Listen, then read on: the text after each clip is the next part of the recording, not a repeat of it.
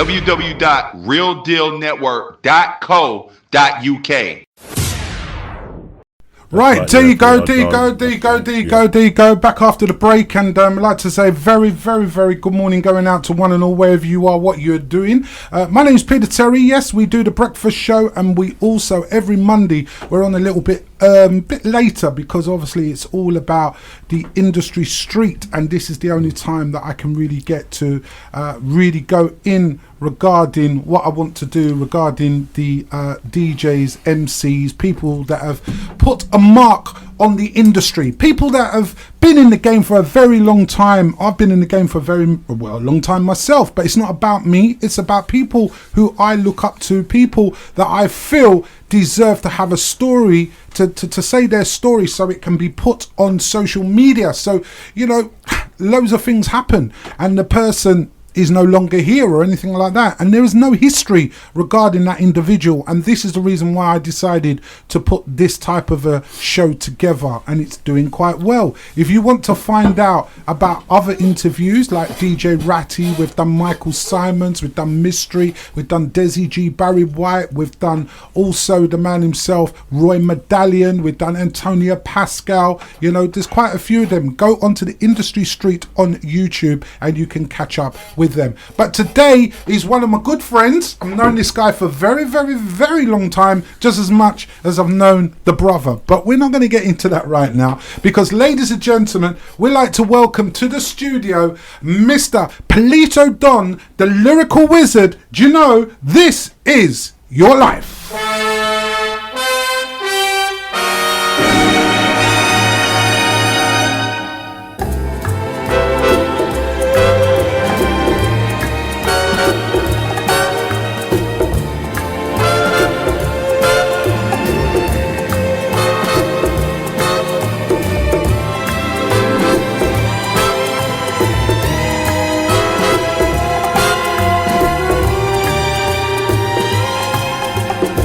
Absolutely.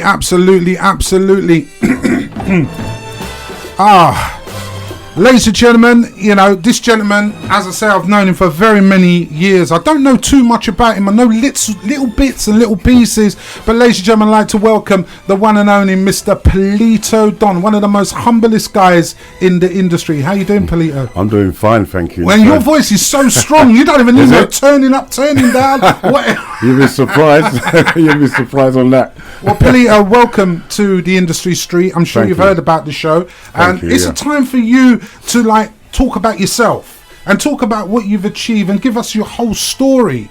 But I don't want to go into you being Poleto Don as the DJ or the MC. I want to go into Poleto Don of how did life start from you? What was your upbringing like? What was your schooling like? So we're going to now start is, what type of schooling and background did you have as a young little nipper? At what sort of age? Well, obviously I went to junior school and secondary school. I grew up in Manor Park, but I was born in Mile End. Right. I stayed at Mile End till I was, I think, 1 or 2 years old. I was the first child born. That's where we moved to Manor Park, and I went to Little Ilford School. Whereas in them days, we loved our music, but there's only a few people that was really fully interested in music. But before you got into the music, I mean, what was the schooling like? What type of school was it? I mean, in them days, was it a bullying time in the sense of, was there racism? And I mean, what was that type of upbringing like? And I know are you the oldest? Because you've got brothers and sisters. Yeah, you're the oldest out of the lot, aren't you? Yeah, I'm the oldest. Yeah, going to school. If I remember right, when I was going to secondary school, that was just the tail end of the Skinner days, kind of. Yeah. But never really saw so much racism. But the only thing is, in them days, it's like blacks stuck to blacks, whites stuck to whites, Asians stuck to Asians. Oh, really? So no one really mixed? Not as such. Well, to be honest, at playtime or after school or before school, not so much of that. Right. In class, you had to mix. Yeah. But, you know, when we had our own time, like lunchtime or whatever, everyone kind of stuck to their own culture. Right. Now, at school, in a sense, you know, you had a little brother as well, yeah? That's right. Let's reveal it. Ladies and gentlemen, this is the brother from some people don't even know, but it's going to be all revealed right now, because when it goes on social media, it will be fully revealed. But tell everybody who your brother is. Yeah, my brother is, which I'm proud to say, Shoe Dr. Martin. Shoe Dr. Martin. Yeah. That's your brother. That's my brother. Now, baby brother. Right, your baby brother. Did you hear that? Baby brother. What's the age gap? 7 years between us. 7 years. Yeah. Wow. And the schooling with you two at school, did you both go to the same school? No, he went to Rokeby, if I remember right, which is in Stratford, yeah. Did you have to protect him a few times? Did he get into any Not really, because skirmishes? we was both at different schools, and me and my sister went to the same school. Right. I don't really know how it came about with Martin going to a different school, but either school was totally different from our one, as far as I know. Right. And did he come back to you and say that, that there was times that, little rude boys wanted to try and nick his pocket money or anything like that? Big brother had to come and protect him. No, I don't know. I don't really remember anything like that. But there's 1 or 2 times I've had to have a word in people's ears. Yeah. Because I was very, very, even up to now, I'm very protective of my Your brother. brother. Yeah, that's Very. nice. That's nice Very. as well. But let's get to the nits, grits, right, Yeah. Shu. You sit down and you relax and listen, yeah? Yeah. But has there been a time now that you've actually got frustrated with your brother because he's got himself in situations that you've actually said to yourself, you know what? I don't think you should be doing that, because ever since I've known you guys, which has been a number of years, I've never seen you guys argue once, ever. Well, that is due to the way we was brought up. Right. But I mean, if you want to go from when Shuey was a baby, if I'm allowed to say this, yeah, You can see why from he was a baby now. I mean, it's such a funny thing, because Martin grew up as a baby more lighter than us. Yeah. Me and my sister was a lot more darker than us. It was darker than Martin, but he was such a cuddly little baby. Were you jealous of him? No, you know what? It's funny. Jealousy is a thing we couldn't even spell in our family. We was never jealous of nothing. Right. But when he was a baby, we loved him. Everybody, even up to now. So he was a little kid. Even up to now, everyone spoils him. He's a popular guy. Yeah. He's a very popular guy, and he is a good guy. But are you saying that from young as well, he was like that all the time? He hasn't changed his ways. Not really, no. But I must say, if he doesn't mind, he's a little bit of a show off, isn't he? I'll say he's more outspeaking than me. Right. A lot more outspeaking than me. I can believe that. I can A believe lot, that. 100% more outspeaking than me. Right. I wouldn't say it's a show off. That's just how Martin is. Right. Right. But one thing I do want to get across. Get it. Whereas I know he's probably going to. But when he was a baby. Yeah. Obviously, as a child, you do things wrong, you do things right. Now, he always looked up to me, always. But with my brother, anytime he did anything wrong, I had to say one thing to him. And I don't think he'll even remember this. I said to him, if you don't behave yourself, I'm going to kiss you. And he stopped. But this is when he obviously is a child like 3, 4, 5 years old or something. But that is my way of punishing him. Right. He probably wouldn't even remember that. So what does kiss mean? Literally hold him and kiss him. Kiss him on his cheek, not on his lips. Come on. I didn't even say it. Or on his forehead, you know what I mean? So what was? Want to beat him? Never. You've never got in any skirmishes? Me and my brother, no, I would never do that. Never once? Never. Wow. Never. Wow. No. Never wanted to beat you? No. We've never had anything like that, like physical. Never. Right. That would never ever cross our mind. Our mum and dad would kill us for that. No, we've never ever brought up like that. Never. Wow, that's shocking. Okay, so time went on. Went on, and then obviously from the schooling bit, many grades? Did you get any Not really, no. To be honest, I was not a great person in school. I was one of those childs where I couldn't wait to come out of school. Right. Whereas now, I wish I was still in school. Yeah, I'm the same. I mean, because of education. But I was just standard. Okay. Standard, you know. Okay. And then leaving school, because I noticed your profession now, was that the profession you always wanted to do? Because it's in the family, through obviously your brother as well in the same profession, your cousin Michael in the same profession, and obviously your uncles as well has been in the same profession. So there's a lot of heritage there within the shoe trade. Is that something you wanted to do when you left school? No, not as such, no. My mind was set on being a car mechanic. Okay. That is what I was studying in school. Your dad is, wasn't he? He was, wasn't he? No, Dad used to work at Fools, yeah. But I used to work for a family member on the weekends in Kentish Town. Right. And that's where I mostly learned the trade of doing things on cars. And I carried on at school. That is what I wanted to do after I finished school. But when we was about to finish our education, that's when it was really hard to get a job. Now, my uncle had was working for a shoe repairing company, and I used to go and help him on Saturdays just to get a little pocket money. But when I left school, I remember I left school the Friday, and my uncle got me a job the following Monday. Really? Just like that? Just like that, yeah. And you've been in the game ever since? Yeah, I've never been out of work, ever. Wow. Never. Good, give a round of applause for that, bruv. Big time. Thank you very much. And and from that, you love doing it though, don't you? Yeah, well, I suppose with our family, with all the men in our family, we're very good with our hands. So therefore, coming to shoes, it sounds rude, doesn't it? Yeah, that sounds rude. Let me take that back a little bit. Ladies, did you hear that? Shoey's good with his hands. No, we're very, very good. I mean, even our parents from, our people from back home, you know, used to do carpentry work. Everything was mostly hand jobs.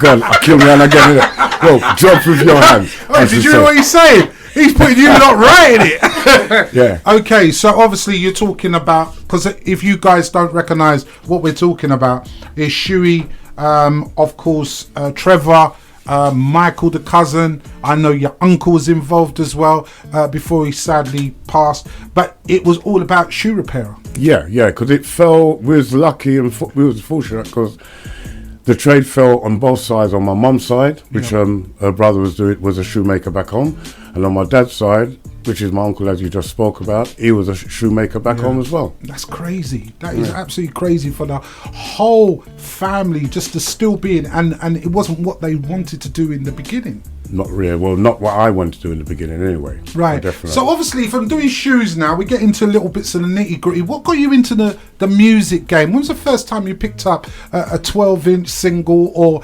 was that what you wanted to do when you saw someone MCing or something? How did it go about? Well, first I used to buy music. I remember my dad used to come home like Fridays with Friday evening with a lot of records like Ken Booth and Double O. Is it Susan Beware the Devil? All them tune from them days. He used to bring them home, and we used to, obviously, which everyone grew up on. We had the Gram, the Blue Spot.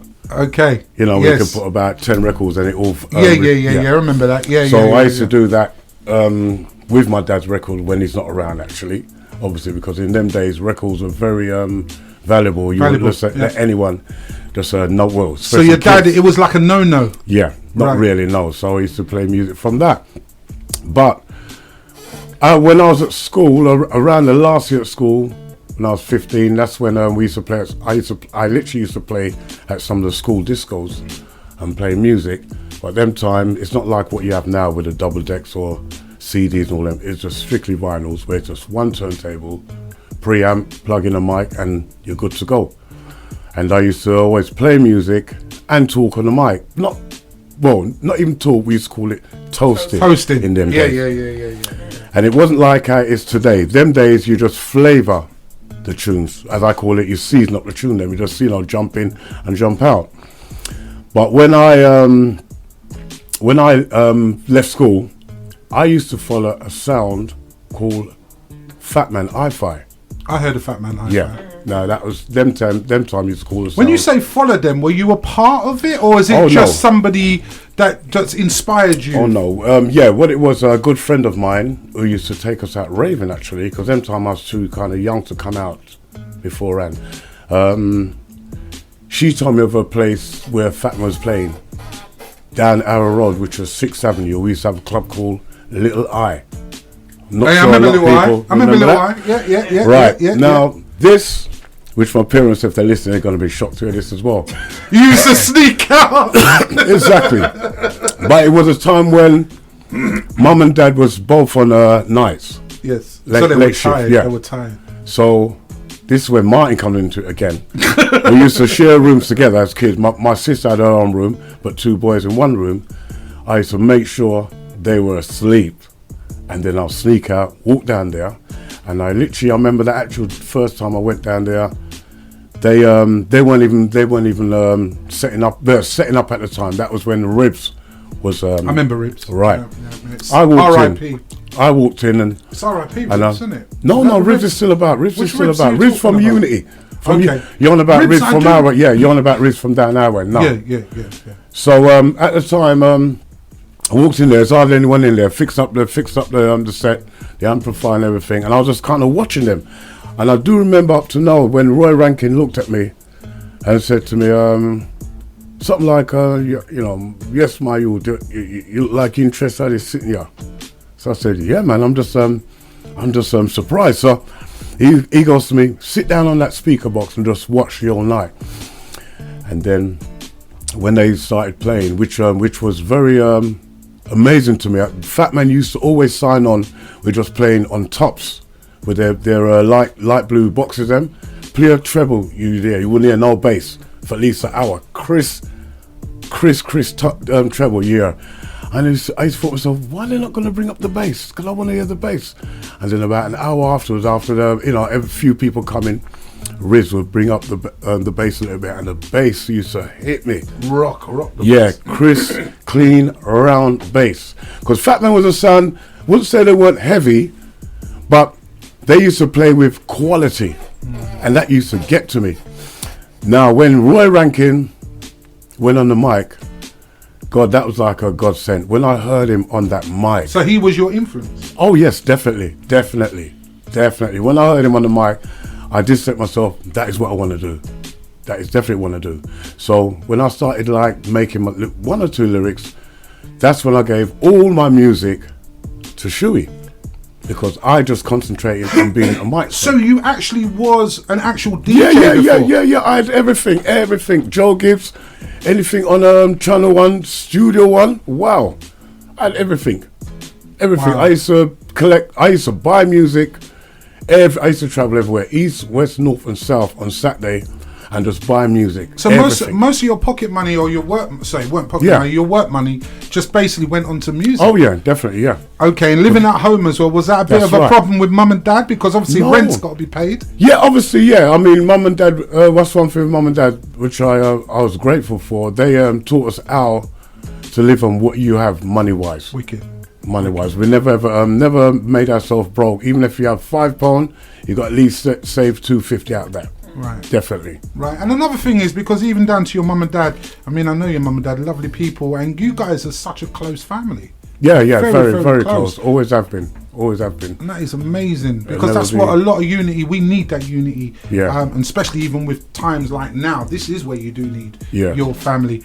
Now, going on from, of course, being with the sound there, did you recruit yourself to them, and what was your name at this time? No, at the time when I had my little sound.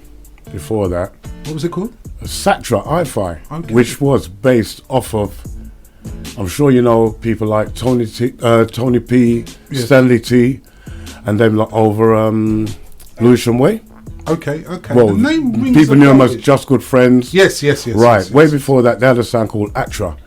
Now, my first job, I was working in Catford, where Stanley T, Errol Roberts and Tony P was working, and that's how we got to be friends. That's Tony P? Yeah, right? the From Tony P Rock from Rock to Rock. Yes. The Breakfast Show. Yes. Man. Yeah. And he ended up doing it. It was famous with Mystery. That's right. Yeah. So me from East London and them from South. We kind of like. There wasn't no rivals at that time? No, because we get that now with the youngsters. Yeah. I mean, even them time, they took me in and made me know a lot of people over South, even like Saxon Sound, PC Mystery, a lot of people over South, and they used to come over East and rave with me, and got to know a lot of people over here, like 76 and everybody else. Right. We're talking about 76 because you need to put the quest right. Yeah. To my belief, because I know this for a fact, it was you that brought 70 in, isn't it? I would say so in a way, yeah. I would say so in a way because I also used to run sound system before 76 was even into music as such. Because I knew 76 when my sister was dating one of his friends back in them days. So when we used to play at house parties and that, he used to come along and he used to just always just watch the sound or just that time he wasn't even a mics man. We just knew him as Evans. Evans, he didn't have the name, yeah. 76. Yeah. And then after when he started chatting for Funkadelic and Wadat and Brothers, that's when, because we both had a similarity of being a mics man, that's when we got close. And we used to always go east, west, north and south. And he just wanted to take on the world. Whereas we both had lyrics, but I always had it in mind to just be an entertainer. And we got to say R.I.P. to the late Evans. Oh yeah. He always still comes in my mind. I knew him very well as well, and it's so sad that he sadly is no longer with us. Yeah. But the situation after that, was you then your name wasn't Poleto Don at No, that time, man, I had so much names before, you know. I mean, I think if I remember right, my first name was Trevor Rankin, because in them days everybody wanted to be a ranking. Top ranking, as I ever say. Yeah. And as I said, when Tony P had their sound, Actra, I used to chat on their sound a few times, and that's when Tony P called me Super Ranks. That was when they used to play at places like Night Moves. Yes, Night Moves, Yeah. the good moves. Yes. And then when I started moving, me and Evan started chatting on the street, he started calling me Shoemaker. For some reason. Is that what the name was? Shoemaker, yeah, because I was doing shoes. Because you're a shoe repairer. Doing shoes, yeah. Yeah. And it wasn't until I reached a sound called Ravers. I mean, there's a lot of stories before that, but there's a sound called Ravers International, which was featuring people like RS Digital, Ragadon, Scully Ranks, Jungle T, Shawnee T, Briggy Junior. A lot of us on that sound at the time. And I remember we played somewhere, and I don't know if it's a competition or we was clashing against someone, and I came up with lyrics about cocaine. Okay. And as far as I know, up to this very day, everyone said that lyric. That was a big tune. That lyric, yeah. And you've actually got some tunes out there at the moment, a couple of tunes that you've done as well, because you did a refix as well to Everest's track as well, didn't you? Yeah. And that was originally done by, what was that young lady's name as well? It was a neo soul track anyway. That's right, yeah. And you done a refix to that as well. Yeah. So when you get told to do the refix, we go into that because that's more of your musical journey as well. So being in those sounds and seeing these influences now and the journey that you've done, the journey goes on as well. When did the Poleto Don name came out then? How did that Right, that's what I wanted to explain. As I said, when I had this well-known lyric about cocaine, and we had a date with Ravers to play in Leeds, but whoever the promoter was didn't want to make the posters up with the name. They used to call me Trevor Cocaine then, yeah? Okay. He didn't want to make the posters up with the name of Trevor Cocaine. And if I remember right, someone in the sound said, "No, man, call him Polico," which is Polico is cocaine in Spanish. Okay. Right. Now, this is when 76 come back into the equation. He started saying, for some reason, he kept on calling it Poleto. And then he added on the Don to it because I used to have my own business them time. I didn't really want the Don because them times, probably even up to now, when you hear the word Don, it's like... No one could touch you. No, not as such as that. Whoa, like you're an underground controller, like you control probably gambling house and you control it. I just didn't want that picture of a Don. You didn't want to be classed as a big shot, basically. That's right, yeah. Okay, yeah, that's right. He did want to be classed as a big shot. His name is Poleto Don now. We've got to that stage. We've got to the schooling as well. And we've got to how he became that. How he got into the music business. How he began to mix his shoe repairing and all that sort of stuff as well. We're going for a wee break. And when we come back, you'll start hearing the rest of the story of Poleto Don. And we go into the stages of now where he is Poleto Don, his first gig, what happened from there, and all the different things that go around it. Back after these. www.realdealnetwork.co.uk. That's right, keep it locked. If it's your first time, welcome to the programme. It's Peter Terry here on the Industry Street. The Industry Street is about people that put a mark on the industry and that deserve to have an interview to tell about their life story and where they've been with their life and what they've achieved with their life within the music game. And that's what the Industry Street is all about. We have got Poleto Don, the lyrical wizard, and we can continue because we've come out of the schooling now, and what his profession is, of course, being a shoe repairer. On top of that, he also got into the music from a sound system that brought him into the game as well. And we're going to find out more now because we just got to the stage of about his name. How did the Poleto name come about? And we've just come to, he's going to tell you and remind you of what Poleto means and the bits and pieces of how the Poleto name stuck. Poleto Don. Okay, so we're going to carry on now regarding this name. This name, obviously, Poleto Don, meaning you were a bit like concerned of it, thinking that you were a big baron or something like that. So that's the Poleto Don was from the drug situation. Yeah. And of course, 76 put the Don to it. So now you're Poleto Don. Yeah. You're a bit wary about the Don, but you ended up just flowing with the Don. Yeah, because, 76 wouldn't look at it no other way. He said, "No, man, you're the Don." Because at the time I had my own business as well. Yeah. So he kind of looked at it in that way. You got your own business. Got your own empire. Yeah, that's right. So he said, "No, you're the Don amongst us, whatever." And they even added on at the time. Some people used to call it Mr. Poleto. I think the Mr. came with due to respect because everyone I used to be around with me, I was kind of a lot more older than them. Yeah. So I think that is where the Mr. came into it as respect. So then after time, what happened then after that? Because obviously now you've got your name, and now how were you identified with a sound? Or was it just because I know now you're a one-man band, or you do MC for quite a lot of people and you've MC'd for a lot of people. Have you always have that by yourself as a solo act, or? No. I've been a solo act now for over 2 years now. But before that, way before that, I've worked with so many sounds. I mean, but when you say you've worked with these sounds, you wouldn't identify yourself as stuck with these sounds? A few of them, yeah. Okay. Take for instance, which a lot of people wouldn't even know. I used to be with Jemmy Magic. Okay, you were Jemmy. Yeah, and I learned a hell of a lot from Jemmy Magic. I mean, Jemmy Magic was the first big sound alongside with Ravers that I was on. But when I switched over to Jemmy Magic, that was when I was with the late Riddler Ranks. Yeah. And we moved. Is that an RIP? Yeah. Yeah. Okay. Yeah. And when we went to Jemmy Magic, that was like a stepping stone to like going to like Hollywood. Bigger things. Oh yeah. Because the way they used to, got a big name. Yeah, man. The way they used to run things was so professional, and at that time I was still at the stage of not having full confidence in myself, because when I used to be on Jemmy Magic, I used to DJ mostly in the early part of the dance. When people used to have people. So were you classed as the warm-up? Yeah, I would say so. Yeah, right. And I was proud to be that at the time, very proud, because Jemmy Magic was a big sound, and it's not anyone can take the mic on Jemmy Magic. And who took you on? Because you got Long Pocket, you've also got Moody, and you've also got Andy, Little Andy as well. That's right. I think who was the one that took you on? Well, when I was with Ravers, we used to play with them a few times, and if I remember right, Little Andy and Moody Ranks kind of take a little shine into me the way I was. But I mean, even now, I still call Moody Ranks as one of my teachers because I learned a hell of a lot from Rudy and the whole sound. Long Pocket, a lot of them. That's good.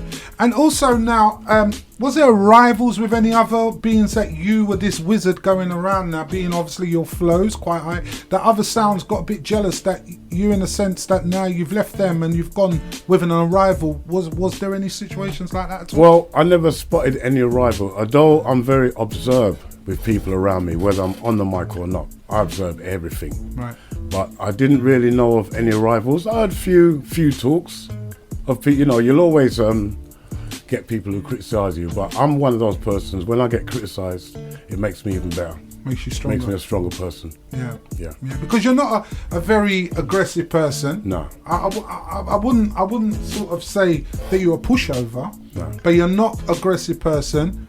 confrontation is not something that you Not really really, deal no. with. No. You'd rather walk away with it. That's right. Your brother's the same in situations like that. But has there been any time at all that you thought, you know what, I'm coming out of my comfort zone now, I'm getting mad on this situation that I might do a flip mode right now? Have you had any of those situations? We've not got to the sound yet. Obviously, I got that probably when I joined Special Touch, but obviously we've not reached that part yet. Whoa! Wait, hey, whoa! I might cut off the airways. But as I said, from in the days when I was first call it toasting, because that's what we used to call it back in them days. But everyone was a rival because you had to compete against people to make a name. Yeah. You know what I mean? Everyone loved each other. It's not like now where people saying about, you know, your mum this and no, none of that. Damn days are gone. Everyone, which I'm glad for. That's a killing speech, right because now. I never ever did get involved with that. Yeah. But back in the days, to make a name, you had to either challenge people or compete yourself against people. Okay, well, your journey went on because obviously your journey now as a solo, you've gone into Jemmy Magic, and then how does it carry on from there, from being in Jemmy? Right, when I left Jemmy Magic, I think that is when, not even left, I mean, I'm not even part of the sound, but me and them still cool. You're still cool. You can go back there tomorrow if you really wanted to. Hopefully, yeah, I'm sure. Yeah. I have the utmost respect for them because they Well, their foundation. They played a big part in my my career as a mics man. All of the DJs on the sound, and Landy and Moody Ranks as one of my teachers as well. Right. You know. Right. But I think when I moved from there, that's when I mostly went on to street sounds, which is when I linked up with Goody. That is a right. So now Goody. Let's hear this Goody. I just have to hope that we don't get locked down. You know, that it gets cut off. Yeah. But anyway, tell us the situation. Tell us the situation about Goody now. So obviously this is Special Touch now. Yeah, right? yeah. But this is before we met Special Touch. Okay, talk.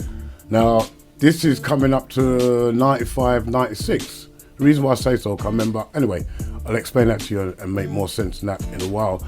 But Goody was playing at a house dance, if I remember, it was in Leighton somewhere. And I just went along. And what age were you at this time? Well, if he's 95, work out myself. Work out yourself, mate.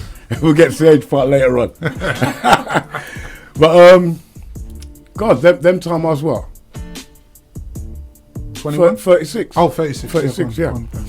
So yeah, Goody was playing at a house dance, and I went along, and them time Goody used to kind of just play out on his own. And I said to him, if I remember right, I said to him, "Who's anyone on the mic for you tonight?" He goes, "No, take the mic if you want," because I knew Goody from when he was playing at Charlene's from them days. I used to play at Charlene's. Yeah. Took the mic, and the whole night. R.I.P. Danny, of course. Yeah, of course, yeah. I was on the mic for Goody the whole night, and the way we worked together at night, you'd never think that I just walked in and just said, "Can I go on the mic?" You'd think we've been playing together. So he was impressed with you?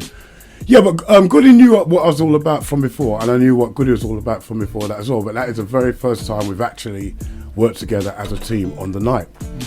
Now, when the night finished, he said to me, he asked me if I want to come and work with him. You know, he said, "Yeah, we can." So was he a one-man band? Yeah, at the time, yeah. Okay, so Special Touch was just Goody on his own. Right? No. When I was joining with Goody, that time Special Touch was running with Nigel B, Jazzy D, and Mr. C. Right. But for unknown reason, I don't know why. I don't know if it's something good or bad, but they did split up. Right. And it was just Nigel, and I think Mr. C could have still been there. But anyway, Goody decided to join up with them. Well, me and him joined up with Nigel. I think Nigel was on his own. Right. That's when it came to 96. I remember at the time, people was calling us Special Touch 96, the new look. Yeah. A little bit after that, that's when J2 came in, and then we had a solid package. Because me, Goody, J2, and Nigel. Right. And then we was on the road. Obviously, the sound was a well-known name, premier street sound. Yeah. So it wasn't a thing where it was building up. We all had our talents. You know what I mean? We was all kind of. So everybody stayed in their lane, basically. Yeah. Right. And that's when we was on the circuit, playing a lot of house dances, which was good because that is my strongest point when it comes to house dances. Because being a lyricalist, that is when you can exercise You was. Obviously, clubs and birthday parties and everything. It's you're very limited. To me as an MC, you're very limited. You can't just go in there and fling lyrics the whole night, whatever. It's not really that scene for that kind of. So you don't mind sort of swearing inside a blues party is different from swearing inside a nightclub. Did you say that? I've never sworn on the mic before in my whole life. Wow. Did you hear that? My teacher, Roy Rankin, when he taught me when he realised I was well interested in being a mic man, I literally sat down with him and he's telling me how to conduct yourself on the mic and how to conduct yourself off the mic. How did you get to train yourself to be an MC? Through listening to records. I used to always want to chat like it was a record, because the guy who inspired me, as you say, Roy Rankin from Fat Man, but I was highly inspired by a DJ called Johnny Ringo. Yeah. And lucky enough, I even got a chance to even sit down and speak to him. Johnny Ringo, Welton Irie, Squilly Ranks, so Horseman as well. Yeah, they gave me tips as well. That's wicked. That absolutely is. And then, of course, so now you're in this brand of Special Touch. Yeah. And then you're playing all over in different venues. Yeah. Did you notice any difference between being in that group of a sound and into the ones previous? Did you notice any difference? Oh yeah. It was a different. It's an absolute different crossover, because the street sound, the sounds before, like the sound system I was with before, that was mostly strictly reggae. If anything, you just get a little intimate of soul. But being with Special Touch, that's when you play. We even had some nights where you just play pure slow jams, rare groove, R&B, and just probably a little hint of reggae or bashment. Right. No, so it's a totally different thing. And that's when I had to learn more of the craft, because especially when it comes to R&B, as an MC, you have to know when to jump in and when to jump out. Yeah. I'm not one of those mics when it wants to ride or talk right through and override the artist's voice. So basically what you're saying is that when the a cappella comes in, that's right, yeah. Before the vocal comes in, you're basically out of the MC straight away. That's so right, yeah. You're just there for the chorus, basically. Yeah, that's right. As I say, it's just seasoning the tunes, really. Yes. You know what I mean? Just peppering it, really. That's what I say. But you don't really do radio. I've noticed that. Why didn't you really sort of jump on radio? And of course, because your brother became quite big in the radio scene, why didn't you really sort of take radio on a serious note as well? Because I haven't really noticed you as being an MC on radio. I don't think I could ever, well, you do say never ever say never, but I don't think I could have been a good radio presenter. No, I don't think so. Why did you say that? I think because probably the way I am. I'm a very laid-back person. You're a laid-back guy. Yes. I don't think it would have suited me. Don't think that would have Didn't suited interest me. you? No, neither, no. Okay, so by this time now, so obviously being with Jemmy Magic, now being into Special Touch and stuff like that, all this time, was your brothers just laid back and just watching what was happening with you? Because he ended up coming in and sort of sliding in as well. Well, or did you work together? We had a sound called Cousins. I forgot to mention that. Okay. That was Shoe Doctor, me, Christos. You're all related. Yeah. Well, what it was Cousins from friends? before, right. And when it kind of slowed down, me and Shuey joined over. Even RS Digital was with there. Sass even was Quincy with you as well, isn't it? Sass, Lady Sass. Yeah, Lady Sass was Quincy was with, and that was a good sound from street sound from East London. Very, very good sound. Right. And we was just strictly entertaining. We didn't clash or compete. We were just entertained. So you're not related. It was just a friend's cousin thing. Yeah. Well, as I say, it was cousins from before with Sass, Christos, and RS Dig, and Floyd. I can't remember Floyd's DJ name again. Yeah, Floyd. Yeah, I know you, Floyd. He went into house music. That's right. Yeah. Yes. Yeah. I know. Touch Flow. Touch Flow. That's his name. Yeah. I remember Touch Flow. Touch Flow. Yeah. Floyd Patterson. That's it. That's the one. Yeah.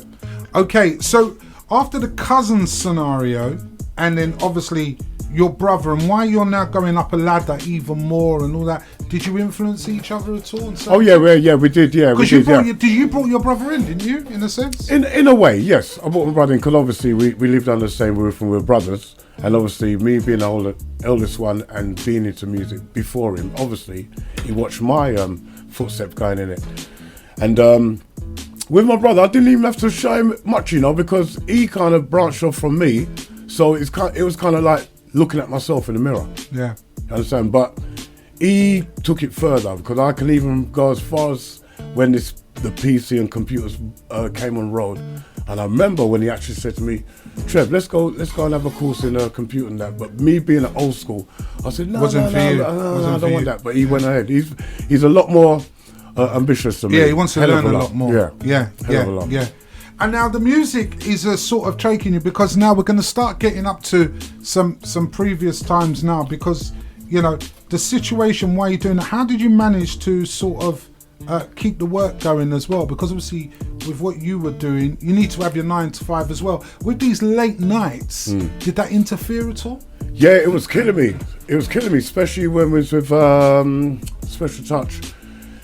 I used to play football as well on Sundays. So Wow.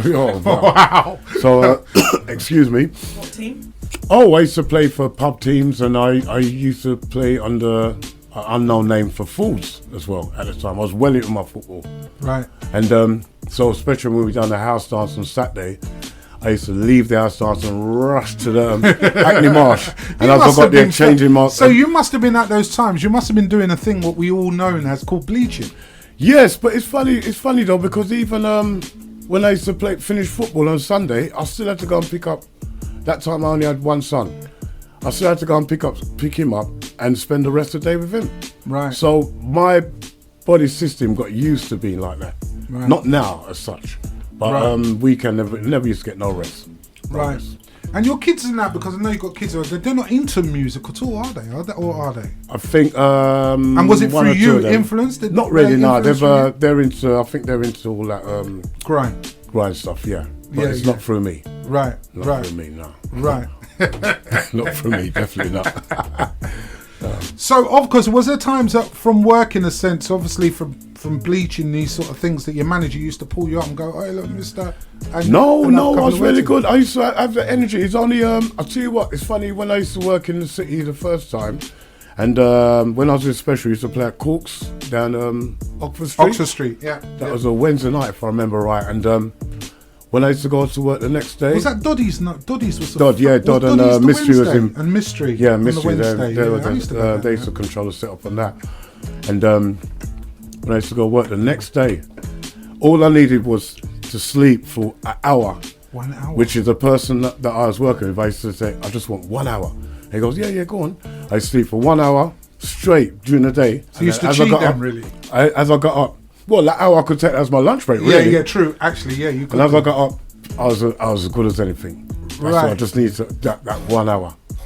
So what you've done so far within the industry up to this stage, because we haven't got to the nitty gritties yet, are you happy? Is there anything you feel that you could have changed that you didn't? Yeah. Apart from the schooling, obviously. You mean as an MC? As an MC. Well, MC and school. I think at school, I wish I did pay more interest in education, because I had the attitude as if like I couldn't wait to leave school. For what reason, I don't know up to know. Were you a disruptive? Not really, no. I just wanted to be, I suppose the thing where I just wanted to be boring? A big man, yeah. Not boring as such. Just wanted to be like more independent, don't have to go to school, just be like Jack the Lad kind of. Yeah. And MCing, only thing I regret is I should have pushed myself a lot more from when I first started. So you don't think the level you're on now, though, because you're at near enough the level of where to be? I mean, we're going to go into that later on. True. There's not like somebody doesn't recognise your name. Your name is known. It's not you would say, "Oh, Poleto done Lyrical Wizard," and they go, "Ooh." Do you know what I mean? Because your name is known. I understand that. So that's achievement alone, isn't it? True, yeah, but do remember, it's 45 years I've been miking. Yeah, it's a long time. A lot of mic men out there now ain't even reached that age yet. Yeah. You understand what I'm saying? Because you're 60. Yeah, I'm 60 this year. That's crazy. Wow. That's crazy. 60 And you don't even look 60. You're nowhere near. Might not look it, 60. but I feel it. Inside there feels it, yeah. when you wake up in the morning. I mean, so... Okay, so obviously now, we're going to start getting up to bits and pieces of what's going on around us now, which we will do. But right now, from where the music is, what do you think where the music is now? Do you feel it's still where it's ever been? Do you feel to yourself, no, there's a lot of changes, there's a lot more that can be done to make it better? or even a rival MCs out there. Do you listen to an MC out there and say to yourself, you know what, that's just the way he flows and whatever, but I would have done it a little bit different or anything? What do you think of the position right now with the MC? Well, MCing, I'll tell you what, I have the utmost respect for and what makes, sorry to cut you, what makes a good MC in your books? First and foremost, I have the utmost respect for every MC out there, because it's not an easy job. Even just facing the audience and DJing, that is hard for a lot of people. Are you shy? Would you say you're shy? I'm a shy person up to now. I'm shy. Yeah. I'm shy. I mean, years back when I used to DJ, I didn't like no lights on or no lights around the set. Wow. That's just me. Wow. You know what I mean? But I have my little shy ways now and then. We all are. We all shy. Yeah. You shy. I'm shy, you know. Hey. I'm being honest. I'm shy. But right, I listen to every single MC on the street, whether they're on a circuit or probably an unknown, or someone who's just coming up in the business, someone who's just started, or someone who's probably been micing as long as me. I always like to listen to them, especially if they're on Mixcloud. Any MC on Mixcloud or any sound, I always take time out to listen to them, because there's always ways of seeing where that person is coming from.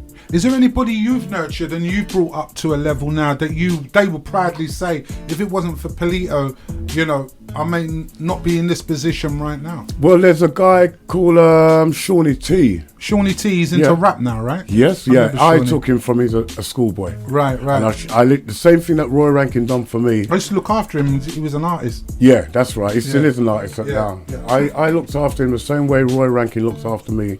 I passed on the same message to him. Yeah. And he's gonna, and I'm very proud of him. He never forgets me. He'll always tell me when he's abroad, because he does a lot of stage show all over Europe and that. Yeah, he does Europe.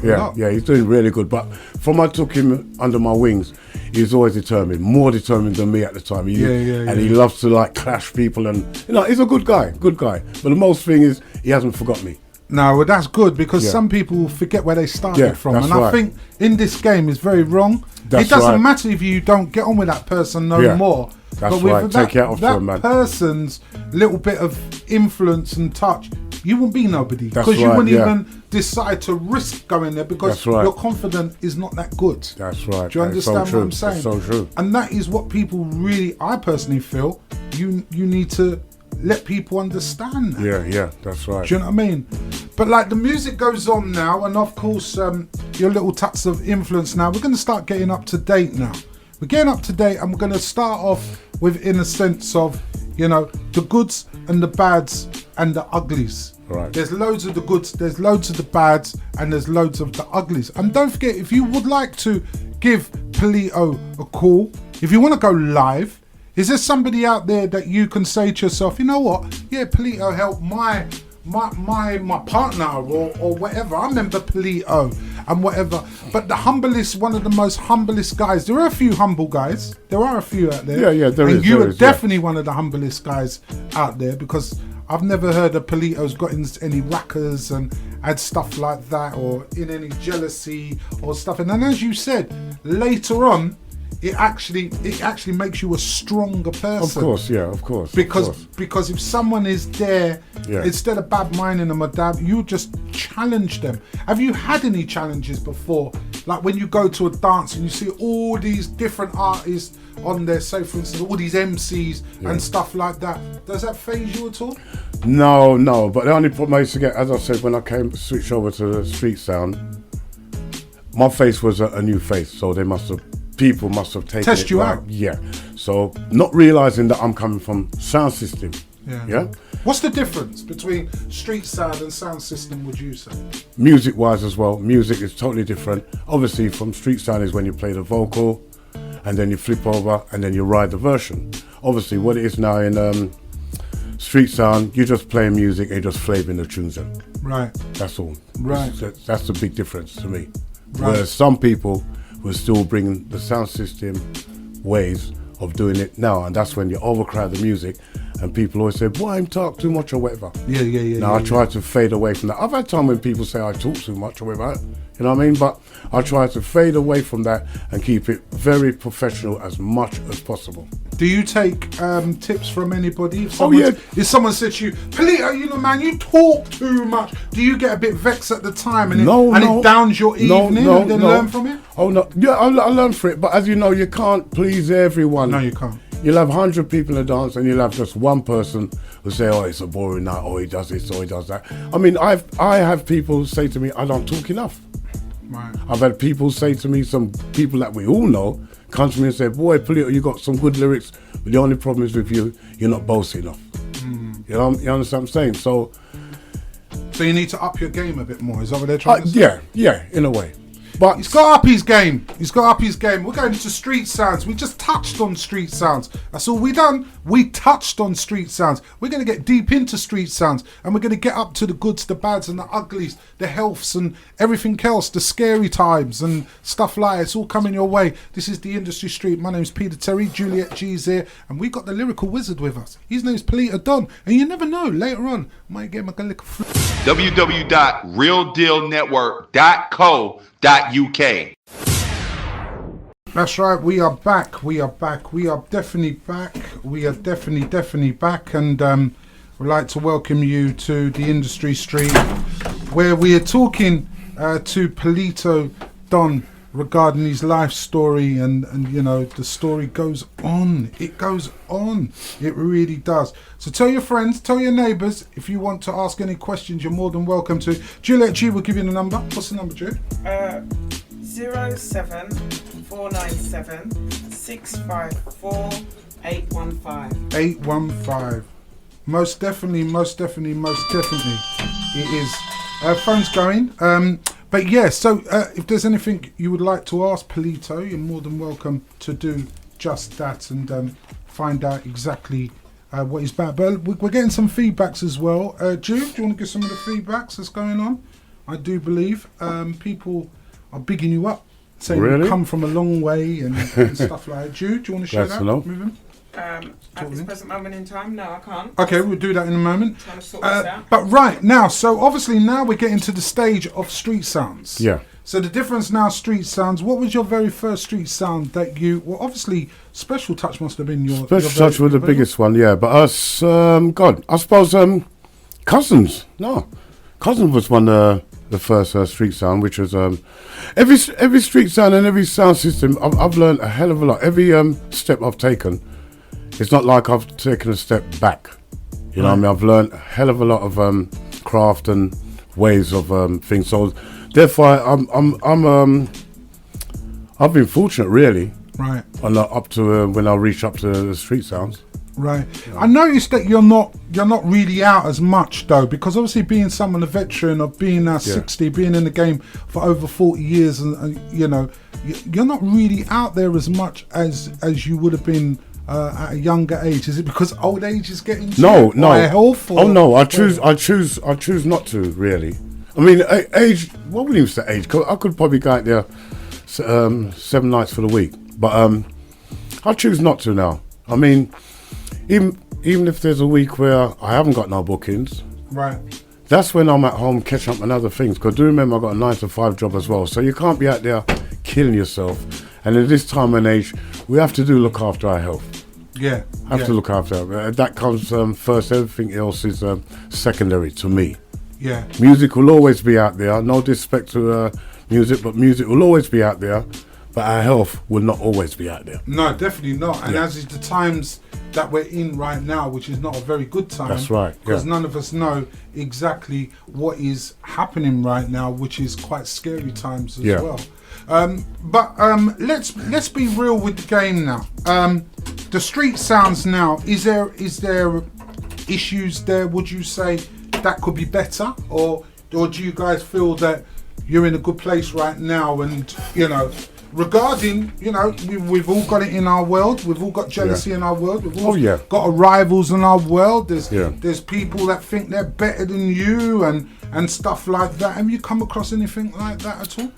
There's been a lot of big changes. One thing which I'm sure a lot of people would say, I think there's too much people on the bill now, really. I mean, really, I take that as a thing where DJs and MCs have been kind of disrespected, because back in the days, I'm coming from time where you'd have probably just 2 sounds playing. Yeah. So what? How come 2 sounds can't play in a dance now? So you think, so you're saying it should be, regarding the MC side, would you say that it should really just be 2 MCs for the whole dance? If anything, and what's the point calling 2 MCs off? I mean, I've been in a bill before where it's about 5-7 MCs hosting. All right, so why would you call about 2 or 3 MCs to host a dance, whereas all the sounds that are playing have got their own MCs? Yeah. What kind of hosting can you do? Because I mean, when I do pick up bookings and they say they want me to host, I always ask them, host in what way? What do you want me to do as a host? You know what I mean? Because I can't chat on all the sounds then, because they got their MCs. So therefore, I look at hosting is when you introduce, you do a little statement or 1 or 2 statements, and you introduce the next sound coming on. Yeah. When that sound finishes their set, that's when you take the microphone back again, speak again to the crowd, big up all the promoters, the sponsors, therefore, and then introduce the next sound. Has there been situations that you've had the mic and you flowed and the man's trying to cut your time because you got the crowd going mad and they're really feeling you, and then all of a sudden the man wants to jump in and just take the mic from you and take up the space, obviously, of the popularity at the time? Yeah. I've had that before. I've had that millions of times, and it's 9 times out of 10, it's always from someone that ain't even a mics man. That's what. But maybe he doesn't. That's the way of him or she. Because come on, girls are jumping on. There's a lot of girl DJs now trying to jump on and stuff like that. But I'm sure that's how they want to learn. Wouldn't you say that? True. Yeah, but you see, to me, talking from an old school, I don't think that's the right way to learn, because I came up in this. I mean, I can go way back when I used to be a warm-up micman for a MC called Redman. The reason why he used to call himself Redman, because he used to sound exactly like Redman, like Yellowman. Oh, Yellowman. Sorry. Yeah. So what I used to do when we used to roll, this was a little bit before I rolled with 76. Everywhere we went, I'd take the mic first, warm it up until when he's ready. Yeah. You know what I mean? Probably it might be an hour, probably might be 2 hours, or it could be half an hour. When he's ready, then he'll take the mic, and then I'll step aside and let him carry on. Do you listen to some people's lyrics and say, no, none of that makes sense? Because to be an MC, I mean, to be honest, the beat has got to be right for one, because that backs you up. But you've also got to be trying, some people MC on the mic and they just talk pure rubbish. It does not rhyme or whatever. Or do you feel you don't need to rhyme these days? I suppose you don't need to rhyme these days. I mean, everything that I normally have, I'll say 99.9% of my stuff are written. Anything away from that is just head top, which I normally use as I've touched the mic, just to master my voice on the set. So you go in there, you look at a room, and then you just influences rush your head, and you just flow straight from that. Yeah. I mean, I'll even get a time if the set don't sound right, then I'll just do pure head top. I ain't gonna check no lyrics, because if I cannot hear myself and I don't have no chance of emphasize myself the way I want to, then you won't get no lyric out of me as such. I'll just do head top. So if somebody wanted to put on a promotion, because obviously we're in street sounds days now, where we're going to get deeper into that with who you're with now, and where did the street sounds, the first street sound, obviously we do know that you're with Special Touch, and the list goes on, of course, Cousins and stuff like that, and the list goes on. You're in a few others as well. Company Soul Sound, and the list goes on. But right now, if someone was to put on a promotion and say, right, I want all the 10, possibly 20, all the big heavyweights MCs out there, we're now going to do a cup clash. How would you feel? Would you jump in amongst it, or would you say you're not into no clashes? I don't do clash. I wouldn't even clash as a joke. I wouldn't even do that. Right, for a start, why am I clashing? And for a start, again, what kind of money would he get for that? No, sir. No, because if I tell a man how much I would want... How much would you want, Trev? I wouldn't clash. I couldn't even tell you a price. I just would not clash, full stop. Right. I mean, as I say right now, even if I'm in a dance and someone draw words on me, I'd carry on like he didn't even say nothing. I'll just try. If it came that bad, I'll just put the mic down. I'm not going to clash with no one. Yeah. I leave clashing for those who want to make a little name. As I say, years back we used to clash people because you want to make a name. Those who want to make a name for themselves or want to be in the limelight or want to be spoken about the following day because then brush up this and brush up that, I leave it to them people. I shouldn't be getting into no clash. No. Right. No. Right. Now, obviously, now we're going into more deeper into the street sounds because ring off all the street sounds you've been in at the moment. Of course, you've got your special touch. You've also got. You said you were in company. Were you in company? Yeah. I had a good time. With Dirty company. Den. Yeah. And you're also cousins. Cousins. As Yeah. well. Any more? Can we? Yeah, I did chat for a sound called Trojan, which was from Leighton. That was when me and Riddler spent some time on that sound. We had some good fun there as well. And a sound called Melatough. Now, that was another Leighton sound. These are all the sounds I got introduced by Riddler when me and Riddler used to spar. That was a very, very, very good sound. They're very fussy about how they set this sound. Their mic section was a thing where once I touch it, you don't have to say 1 2 1 2. No, your voice is going to come over crystal clear. And plus, they had a very good. I think it's Herbert was a selector. Also, a sound called Virgo International, which is still playing. Still playing at the carnivals. I was with them for a long stretch. Me and Riddler again. And oh God, we literally used to make sure we write lyrics just for the carnival alone. Because we used to always do year-to-year carnival.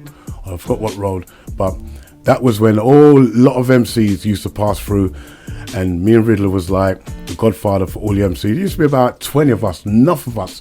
So me and Riddler used to always have to make sure we stand out different from the younger guys, and we used to just write lyrics just for that alone. I'm gonna put you on the spot right now, Trev. Give me your favourite street sound system. Let's say a sound system and street sound that you've experienced that you would say you would wish you were back in. They were the best times for you. That would be hard to say, because I enjoyed every single sound. I couldn't knock any of the sounds or street sounds. You're not knocking them. You're just telling them what obviously you find again could be, because don't forget it's the good, bad and ugly. It could be. Yeah, I hear that. Yeah, the more organised. Probably all of them. All of them. Because as I said, I had a good experience from all of them. All the sounds I've been with, whether sound system or street sound, they have put me where I am today. Right. So I couldn't pick out one out of all of them. No, all of them was a stepping stone for me. Right. So your street sound that you're in now. Tell everybody so we can put it to bed or who you're with at the moment. I'm not with no one. I just freelance. I wouldn't join or be permanent with a sound. Because you've done stuff with Legs as well, isn't it? Legs. Who have you done it? Laters. Have you done Laters before? Well, I've chatted on Laters before. That's what I'm saying. I've chatted on all the sounds. Right. All the sounds. As far as I know, I could probably go and chat on any of the sounds in now. Yeah, but who is it that you work with at the moment? Hang on, it's D-Mac. D-Mac, yeah, I've done a lot of. How did that come about? Well, fair play to D-Mac. I've got to take my hat off to him because when Live, he's watching. Is he? Oh, respect D-Mac. Respect, man, respect. D-Mac, right? When I turned a freelance, D-Mac was the first one to book me as a freelance MC, and I'll never forget that. That's one thing I don't forget where I'm coming from. I respect D-Mac because he's a guy that's just come. Well, not just. He's broke into the industry. Say what? About 7 years now. Yeah. Probably was there before. I knew of D-Mac's name before I met him, and I remember when I met him at one of Freddie Mono's dance when I heard him playing. I said to him, Dennis, oh, that. And he said, that's D-Mac. So I said, oh, that's D-Mac. I heard him play and we got to know each other then. And we've always had utmost respect with D-Mac. I love when D-Mac selects. When I hold a mic for D-Mac, I've only got to hear about 3-4 tunes and I know exactly which direction he's going into. So I know to myself if it's a lyrical thing or it's just keep the people in bubbling or just flavour little tunes in my what. Good selector. So why don't you stay with one now? Why do you feel that you have to keep freelancing? I think being with sounds permanently, I think I've grown it out now. And not managing myself. Shuey manages me now. Hey! And I think that's a lot more better for me now. All I got to do is just sit down, kick back. I don't even have to tell Shuey of what I want or what dance I would take on. Why did you decide your little brother you want to manage you? A lot more easier for me. A hell of a lot more easy. All I got to do because he's straight to the point. He tells you as exactly, it is. yeah. Because it won't be a thing where Shu would take on a booking for me, and then I turn around and say, "Boy, Shu should have done this," or he should tell him, "I can't do now."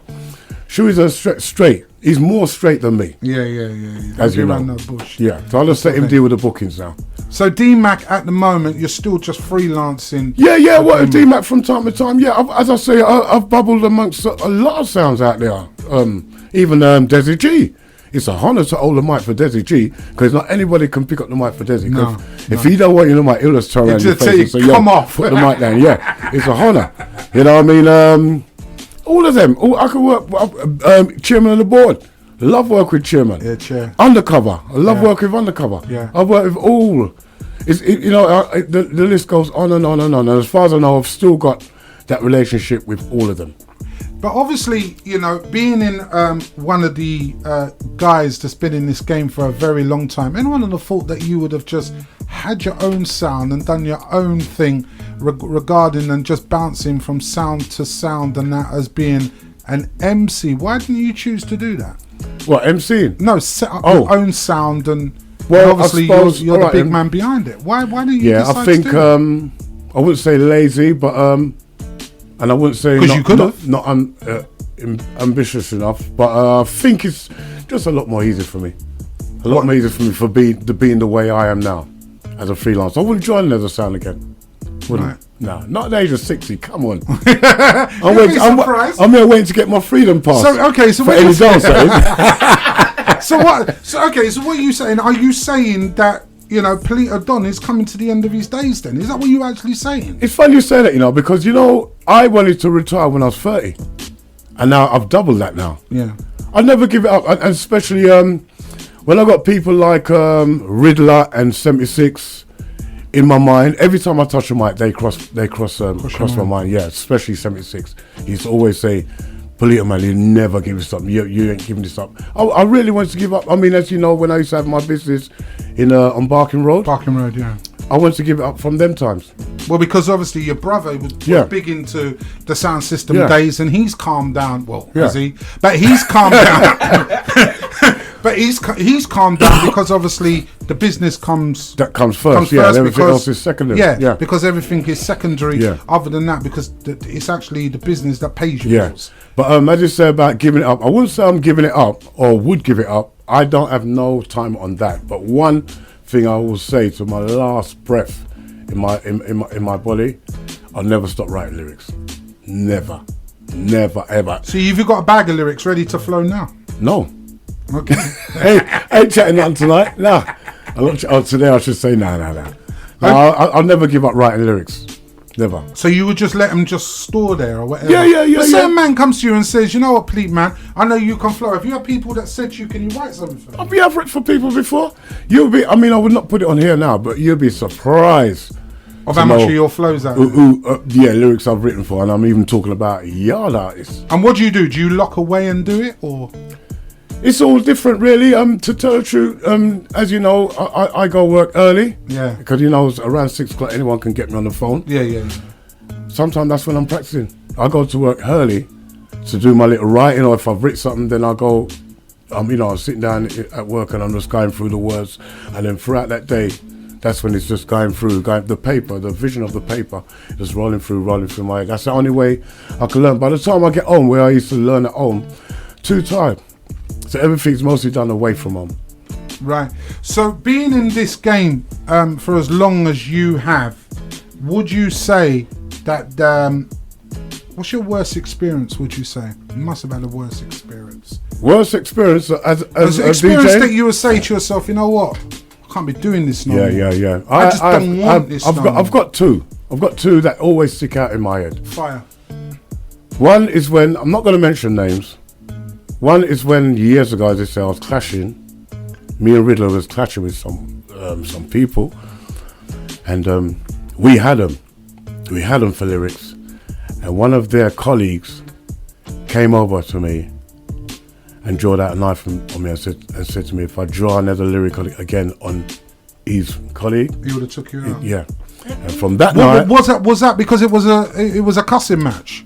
Yeah, well, to tell the truth, at the time I had a lyric built strictly for that one person way from a long time in case I ever buck up against him, because in them days you can't leave your net back careless. No. You always got to be, even right now I don't trust anybody in the music industry. Anyone can do anything by the flick of a pin, you know what I mean? But I had a lyric specially designed for that person probably a year or so before, but on that night, that's the time when the person drawed card at me and we didn't even see it coming, but I was ready. And then when they said those words to you, how did you feel within yourself? Well, I was scared, because at the end of the day, how can you get stabbed over music or shoot over music? No, I thought myself, no. And that was because you were nicing up the dance. Yeah, and I'll tell you what, it's funny though, right? I don't even know, probably my brother might probably remember the story, because I'm not going to say no words. Couple of years, well, good few times after that, when I was in Jamaica, I was in a bodyguard dance. Early part of a bodyguard dance, just leaning up on a bigger tree in a lawn, because they call it a lawn out there, yeah? And who do you think just walked past me and looked at me? The same brother. And we looked at each other and we laughed, and from then we've been good friends. And you shook hands after that? Yeah. So that must have been a relief, but it must have put a chill down you. Oh it did. Yeah. I think it's from then when I said to myself that I wouldn't want to clash no one again, because you don't know what level they want to take it to. But that becomes again called a thing called jealousy, isn't it? Because obviously you're overriding the person, you're putting them to shame at the time. Well, some people can't take that type of, Yeah, jealousy and probably the embarrassment. Embarrassment. That's the word I was looking for. Yeah, embarrassment. Yeah. The other time was with Special Touch, actually. That's all I'm going to say. But still should get locked out. This is when the dance was going on, the house dance was going on. I'm not going to say which area of London still, because one or two people will know exactly. Work it out. Yeah. But dance was going on, and there's a little friction there. House dance, actually, a little friction there, and then way up in the Sunday daytime, the dance was to stop because of this friction. Now everyone came outside. The day was a nice day. Everyone's outside, just busting jokes, talking and all that. So I went up to the guy, or I should say the person. I said, "Brethren, man, how come you always make trouble when you come to the Special Touch dance?" Now, who told me to say that? The man went straight across the road. Wow. Went into his car, drove in peace. Wow. Come straight up to me and put it in my chest. I said, "Say a word again, and you're out." And obviously, I was fully scared, but I didn't show I was scared. Everybody there on this, Poleto, man, you shouldn't have said that, you best you walk. So I said to everybody, walk where? You can't, how am I going to run away from a piece? So I just stood there, and because I didn't say nothing, the person felt, well, he ain't going to do nothing, and he walked back to his car, put away in peace, and drove off. There are the two incidents that will always stick in my mind. And you never saw the guy? No, I've seen him, yeah, well, this is it. Because and you're friends with him as well? Me and him cool, Right, you know what I mean? Because I think at the time he was on something. Right. Yeah. Right. He's on some kind of whatever, you know what I mean? And you know what? I can honestly say I don't think he can even remember doing that. Right. I say, you know what I mean? That I wouldn't say he's a friend, but it's somebody women I don't know. You got a little bit of respect for. Yeah. Because he could have outed your lights. He could have of course. Through stupidity or whatever, or ignorance or whatever. Right. Because when you grow up and you realise those days as an older person, because at the time you guys were young, it was the infingum time. That's right. That's right. Then remember, boy, did I really do that? Was that worth it? I don't think he remembers, because the way he is towards me now. I say to myself, well, I can't remember what happened, because the way he's the guy shows the most love. So, because I know he was on a lot of stuff, I knew to a fact his mind wasn't right at the time. Yeah. You know what I mean? Yeah. So, because of them two incidents, that's one of the good reasons why I wouldn't bother clash with no one, in case they want to take it to a different level. Yeah. Because as you say, you're not really a confrontational guy anyway. It's just not in you. That's right. And those situations are definitely going to put a chill down somebody. Oh yeah, of course. And it's going to put them off. Of course. And that type of thing. Yeah. But obviously with who you're working with now, you're working in the industry in a very bad, you also become, you've got a couple of tracks out as well. How did that come about? One of the early ones I've done was on on behalf of. Sorry to cut you. Can we go on to RS Digital? We know he's a big producer. He's done for enough people. But can we still go on YouTube and grab these tracks? Oh yeah. It's on YouTube. Yeah, definitely. Okay. That was courtesy of RS Dig and Scully Ranks. I don't know if you know Scully Ranks. Yeah, Scully. Yeah. And we done Mr. Walker. Yeah, a tune called Mr. Walker, and I've done a few other ones, but Mr. Walker. Well, you done the Everest one. Yeah. I mean, that was with Everest, but with RS, we done a few of them, but Mr. Walker was the main one that went on to iTunes, and with the one I done with Everest, that was courtesy of Undercover. Undercover pushed me to do that, which I do respect him for doing that at the time, because, not lying, I do have a little lazy way about me. That's why I've not been an artist from a long time, which I do wish that I did. If I was to turn the clocks back, I should have got involved with music from a long time, because even though I went to school with people like Nearest Joseph. I remember he used to always come at my door saying about, come and cook our studio, and I said, no.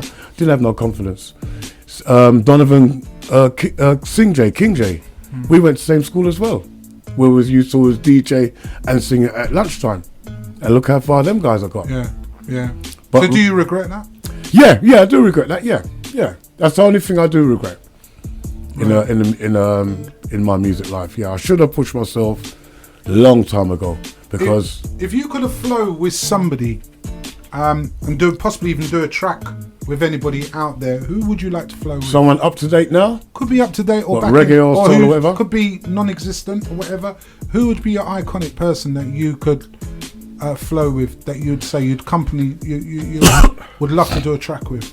Who would I think up to date now, God knows how it blend together, but I think one person I'm really admire is Busy Signal. Love Busy Signal's voice, right. And I just love how he writes tunes. He writes all his music, them all different. I know he does a lot of cover tunes, whatever, but up to date, all these Vibes Cartel and Bean and everything. To me, right now, the current artists out there on the reggae, on the dancehall. Yeah, dancehall. It's Busy Signal to me. Or Bashment. It's Busy Signal. Dancehall's old flow. Listen, the goods, the bads and the uglies. We're going to get up to date still even more with what's going on. What is Poleto up to now? And where does he look to take this journey? I mean, he's nearly 60. Boy, the deers are coming to the hen. You're not for that, but like slippers and, as he says, his pension and all the rest of it like that, right? But anyway, we'll be back after these. Stay exactly where you are. It's the Industry Street. Hope you're enjoying the show. And don't forget, this show will be put back up on YouTube later on today. Anyway, back after these. Back in a moment. www.realdealnetwork.co.uk.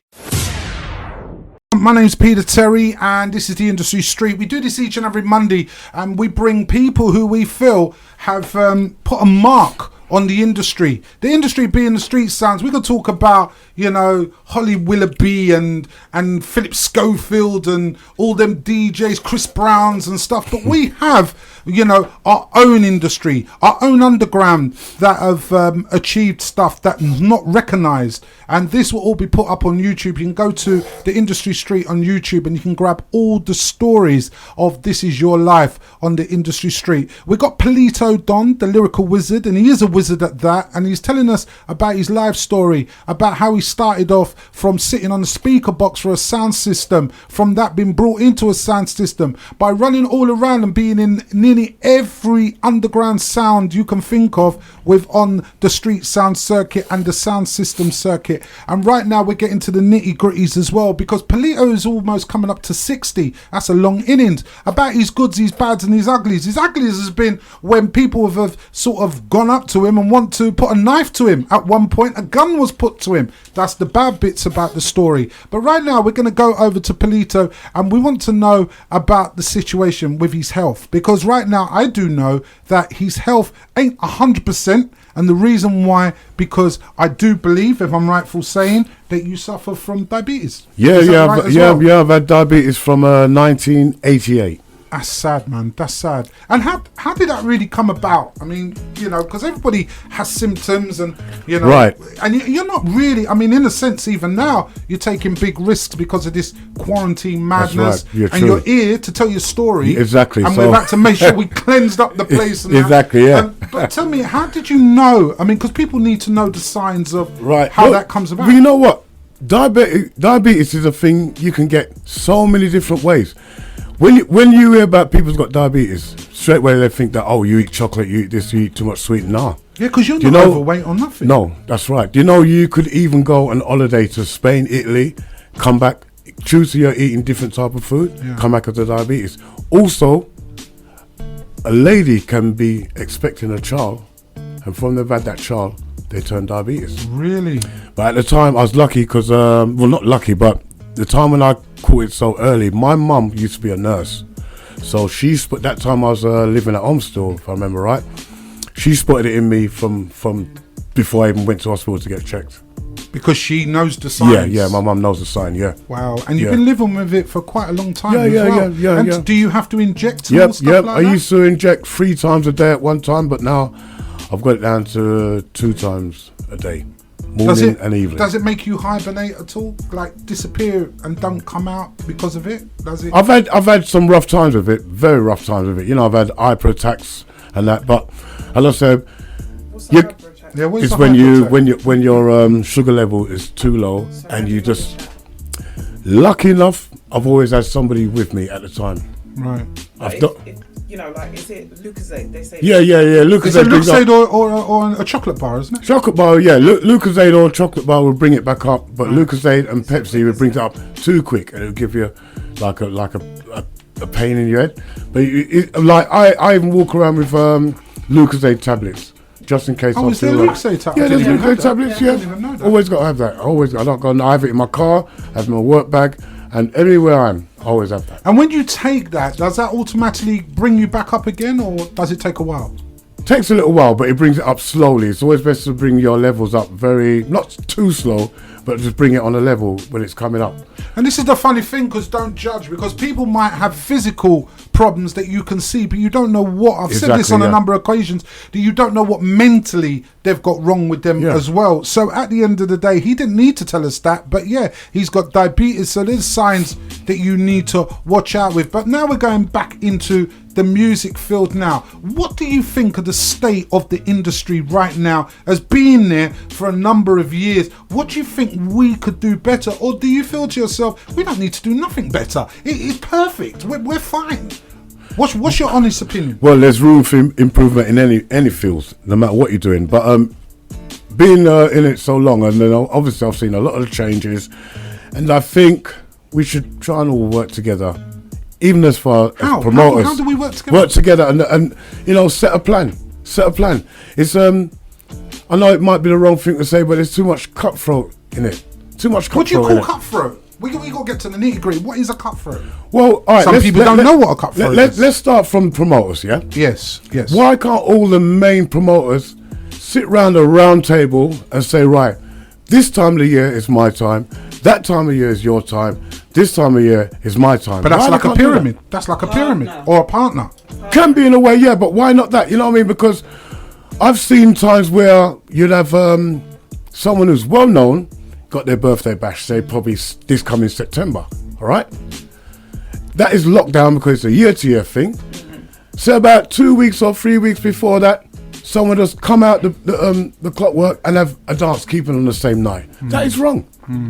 Now that causes grievance amongst. That's why people always, badmouth each other or don't have respect. You know what I mean? I don't see no point for that. There's food on the table for everyone. Yeah. Food on the table for everyone. I agree with that. That is why I'll never get involved on a promotion side. I wish I could, because as you know, I've got a well-known name out there.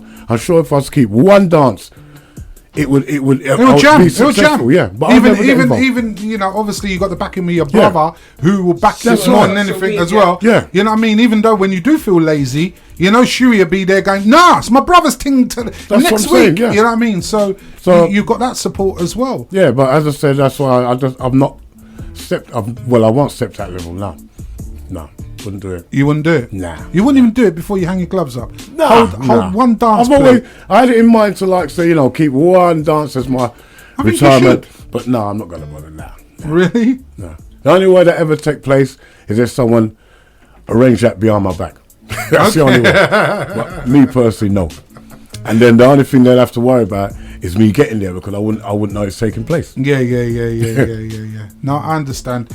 And like, obviously now with you being a freelance, are you just going to freelance all the time? Is that just what you're going to do now? You're not deciding like, I'm just going to stick here, or that's it now. Yeah, there's no more sounds you're going to join up with? I don't need to. I don't need to join the sound because as you know, I can work with any sound out there, really, as far as I know. I don't have no qualm with any of the sounds I'm out there, so I don't need to work with sound. And the thing is, though, the only thing is what I noticed when I used to be with sounds, I think I was a bit over loyal because I used to stick to that sound, never used to want to DJ for anyone else, whatever. Even if we're playing at a dance where it's about 8-10 people on the bill, I'll just wait till my time to when my sound is playing. But now, no disrespect to that, but now I get to know what everyone's all about now. Cause I work with this, I work with Tom, work with Harry, and that, you know what I mean? I get to be close to all the sectors. All the sectors are all different, they're not all the same. All micmen are different, they're not all the same. And I enjoy that feeling now. You know what I mean? Like this week I might be working with probably Barry White. Next week I could go work with someone like MC Midnight, Big U, and you know what I mean? It's all different flavours all the time. All the time, and I enjoy that. Is the money worth it, Trev? Or is it more of a hobby? I'd say both. Right. But I mean, even now, money-wise, I don't really joke with the money now. That's why I'm not out there as much. Not saying I should be paid £1 million or whatever, no. But from what I used to come out for before when I was with Sounds, I wouldn't do that now. You're mad. No, you're crazy. I'd rather be in my house. Right. And with the promoters, is there any message really you'd like to give promoters at all? Just a message from you that they could do possibly a little bit better, or where you feel it's a little bit unfair. Is there any message that you'd put there? One thing I have with, I wouldn't even say certain promoter. You don't have to say name. I'm not going to say a name. No. One thing I have with one promoter is I can't take when they come to you, Poleto man, you're the best thing since sliced bread. You're a wicked lyricalist or something there, all right? And they want to book you. Yeah. And they want to give you money that can't even tickle my my car petrol tank. Nah. Just tell me, see, you want to book me, we'll discuss the money. Fair enough. Don't big me up. Yeah. And tell me this and that. And then when we come to talking about the money, you want to give me some money that can't even fill up my Oyster card for the week. No. No. Not down with it. Not down with it. And you know what? Not being funny. I hope he's listening because he knows what I'm talking about. So when he comes to you, he's got to come with some reds or just forget it. Yeah, man, forget it, man. As I said, I'm not a person who just wants no big. I go by, well, as I said, Chewy controls my booking now anyway, and he'll know exactly what to do. But I go by who's on the bill, how many people's on the bill. I don't try to kill people's pocket, badly as if I am the big I am. Never. I've never had that attitude. But as I say, I cannot take when promoters them say, yeah, Poleto, blah, blah, blah. And then when you discuss the money with them, or the money has been negotiated, and on the night, and then they change. They've had a successful night, and they want to give you... That there's nothing really been made. Yeah, no. Because really, I don't know if I'm speaking for all the rest of the MCs, but they want to give you stupid money like £40, £30 or £50 the most? Nah, I'll say my... So would you say the MC is one of the most important things of the night than the DJ? As the DJs, yeah. As the DJs. So the DJ and the MC should get the same amount of money? I wouldn't say so and such. So the DJ should get a little bit more? Yeah, of course. Okay. Of course, definitely. Okay. I wouldn't say so and such. Okay, you said a statement earlier and you were saying about, that we should stick more together. Yeah. Let's hear a little bit more about stick more together. More together means me and you will work together through thick and through thin. That's not really going to happen, Trev. I know it wouldn't happen, but we wish it could happen, but it won't look so. But So if you were in the shoes, how would you deal with it? If I was in a what? Sorry. Say it was in you had the power. No DJ could never do this or do that unless you listen to these rules. What would be your rules? My rules would definitely be, as I said, with all the promoters, then sort out some kind of timetable, some rota on the dance, and make sure everyone gets to eat a food. That's what I think, definitely. And obviously help each other out, promote each other's dance. Exactly. Promote each other's dance, you know what I mean? Exactly. I mean, I've had times where, well, it involves my name on a bill, but I've had times where a promoter's keeping a dance and another promoter is speaking to people that's looking to go to this promoter's dance, and they say, no man, don't go there, they got that sound they're playing, they got this sound they're playing there, no, my dance is going to be better. No man, no, that's wrong. That's wrong. I tell you, obviously, because I promote myself, yeah, when we get a chance to do it again. But anyway, let's be real with the game. I'm going to be honest. If I've got an event on a day and a friend of mine's got an event on a day, I can't really expect him to big up my dance because that is where the clash is. Yeah, I understand that, but when I said that, I probably didn't make it clear enough. I'm on about, like, if you've got a dance next month and I've got a dance this week, yes, what's stopping me from promoting your dance next week as well? I agree with that because a lot of DJs don't want to do that. They don't want to do that. They don't want to do that, yeah. MC, whatever, they don't want to. But these are the same people that will come to your dance. They will come to your dance and they will shake your hand and they will get in for free. And at the end of the day, but they will not respect your rave by giving them a little push on Facebook or a little bit on their WhatsApp groups and stuff like that. And that's where I become a little bit ignorant because at the end of the day, when I die and I pass over, it's not worth coming to my funeral and drink my drink and eat my food because you wasn't there for me when we were here. Because when we go to, and I've said this and I'm sure you're aware of this, a lot of the DJs, a lot of the promoters in the game, wouldn't you say that we're more of a thing called, we're acquaintances? Because we're not bona fides. That's right, we're not bona fides. We're acquaintances. Because when we go to the dances and we say, yeah, what's going on? And we touch and we all that. But hang on, I don't even know nothing about you. Yeah. But on the circuit, wouldn't you say that it is just a respect because they feel they have to respect you? That's right. But they don't have to push your dance. Face value, yeah, it's true. Because even having said that, all right, I was with a company, Special, and a few others. I put their name forward, they wouldn't even know. There's been time, even MCs, I've put MCs' names forward, especially if it's something that I can't do on that day. And I've put names forward. I have to take my hat off to Big U from Jammer's CLI. He always puts my name forward when he can't do a date for someone. Yeah. Always. Yeah. You know what I mean? D-Mac always puts my name forward as well. Mosty, me and Mosty's got a very, very good relationship where music's concerned. He put my name forward. I've put his name forward. But Mosty ain't really got an MC. Why don't you jump with Mosty? He's a very popular I've worked with Mosty any time, but I've worked with, even from when Mosty, from back in the days, I've known Mosty from Mosty first started in his thing. Before he started his afro, yeah? me and Mosty are very, very close friends. Right. Very, very close. I've got the utmost respect for Mosty. Now, what do you think about the fact that, and I know this is going to tickle a few people, that if I put on a dance, that we shouldn't rely on an MC or a DJ to promote your dance? Because that is one of the biggest things that people say now.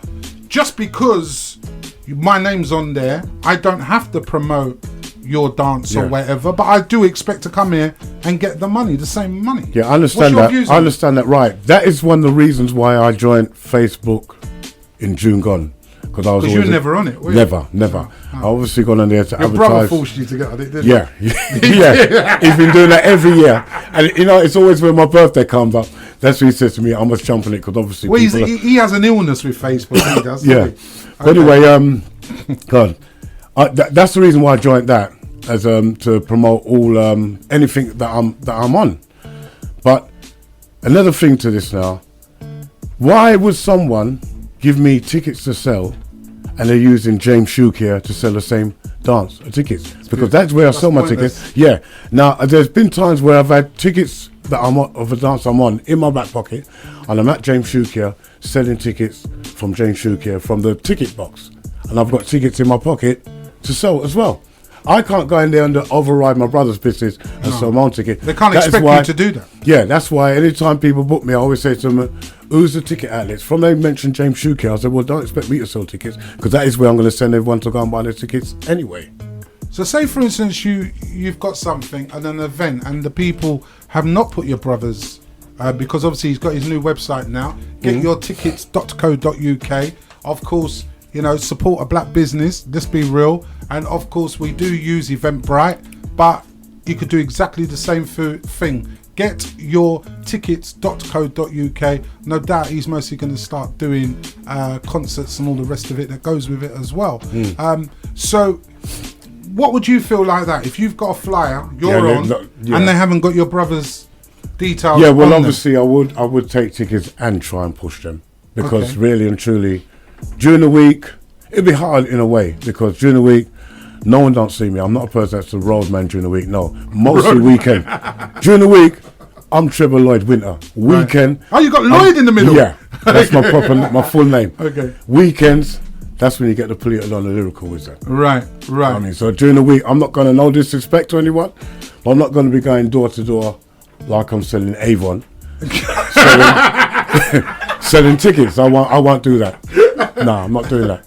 But obviously, the ticket thing now of going to door, that's non-existent, really. Yeah, true. And truthfully now, anyway. True. But some people are scared to give their credit details and, you know, that's true. That is true, yeah. And all that, the PayPal. I mean, the PayPal is a safer way. And there's another one now that they use. Shiri taught me about it, which is quite a good one as well. Yeah, I forgot what it's called. Shiri, what's the one that you got? It's this new thing he uses as well, which is quite a good one. So if you could text us that. But at the end of the day, you know, the situation with you now and the industry, is there anything that you feel to yourself that you want to get off your chest while you're here now? I can't even think of anything. Now I must admit you caught me on that one. I've got to keep you on that one. Anything I want to get off my chest? Anything you want to get off your chest right now. This is all about your life. It's about your time. Yeah, I think the only thing I'd like to get across to everyone is I've got to big up every MC, every street sound system that I've ever worked for because it's been such a great feeling knowing that I've been from that path walking through up to where I am now. I never ever forget where I'm coming from. So I want to salute the whole of them. That's one thing I want them all to know. You're going to have one or two people think, oh, he don't remember this, he don't remember that. What we say now is not even quarter of what we spoke about. Okay. Is there anything you want to go back on? Got to big up True Players. That's another sound I used to be with. Right. Ronnie B. Right. Ronnie B brought me in when he used to play at the BT dances. Yeah, Ronnie B, yeah, good friend of mine as well. Yeah, with Taxman, Al Grey, all them lot, yeah. So really, I think I've been honoured throughout all the people I've worked with. Do you have one particular memorable time that you can say to yourself, I can never forget that rave. That rave was so historic to me. It will be a rave I will never forget, and I really enjoyed it because you used to have Tyson Street, Tyson Street, and stuff like that, and of course we used to have the Pier ones as well, and stuff like that, and they were memorable times. And then you had the place up in Canning Town under the bridge. What was that Bentley's? No, not Bentley's. The other one. Oh, Tidal Basin. What was it underneath the bridge? Yeah, I know you're talking. What was it called again? The name. Not Twilight. Was it Twilight? Where is it? Yeah, Twilight. Is it Twilights? Does everyone remember? Yeah, sure, you remember. I know you got your. Twilight, it is Twilights under the bridge. Twilights, yeah. No, it was Twilights, wasn't it? That's right. Yeah, that's right. Yeah. But is there any memorable times that you could say that you really enjoyed them days? I think one of the memorable times was kind of even before that. I remember when me and Riddler was sparring partners, and I remember Walthamstow College. Yes. When they used to keep dances there, I think end of term dance or whatever, and we was called down there to DJ. and it's pure young people there. But anyway, we was there chatting with, and they were like, "Whoa, come on, first year, no, go on, nothing." And me and Riddler had a combination lyric that we used to always rap, chat, but to ourselves, but never had a chance to chat it out there. Yeah. So we just switched to that combination, and they went crazy. And it's like from that we had them in our back pocket. So then we went back to them with flinging lyrics. I'll never ever forget that. To know that you could actually see people not reacting to what you're going with, and you can switch it round and get them on your side. Do you think them days could ever come back again? With the state of how our music is today? I think it's still there. From you got a name out there. I mean, even like myself now, when people know I'm on a bill or whatever, they automatically know they're going to hear lyrics. Yeah. Whether they like it or not, they're going to hear lyrics, you know what I mean? So I think it'd be a lot more hard for someone who's going to step into this game now, especially on the circuit, especially if your face was not known from before. It's a hard circuit to get into. Hard circuit, no one can break it overnight like that. Yeah. No one's pushing you in. Yeah. Well, Trevor, I'm going to give you 1 minute, obviously, to say your thank yous and whatever, who you feel you want to say thank you and that too. I want to give you 1 minute to just tell me who you want to say thank you to and that. I want to thank everybody, especially those who are listening. Also, bigging up all the sounds. I didn't get much to talk about Company Soul Sound. I got to say Dirty Den, enough respect and honour, because I learned a lot through Dirty Den as well. And it is all the sounds I've worked for and MCs I stand up alongside. I've enjoyed every minute of it. Yeah, love it. Well, we've enjoyed you as well, because Trevor Lloyd Winter, aka Poleto Don, this has all been about your life right here on the show. Thank you. And we'd like to present you with your awards as well, which you can show online of our little thank you from James Shuker and of course the Industry Street Show. Thank you, Trevor. Thank you very much. Thanks for having me. No problem. And the interview, if you want to catch it again, it will be up on the Industry Street later on tonight. And if you missed it, you can get it all.